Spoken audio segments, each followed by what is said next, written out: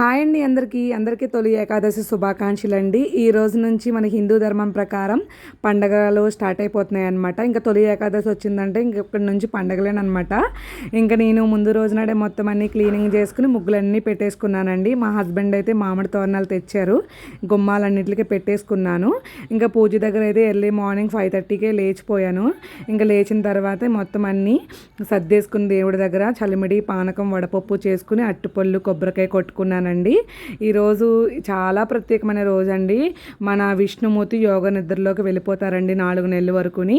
ఇంకా భగవంతుని అయితే మనం చాలా ఎక్కువగా పూజించాలి.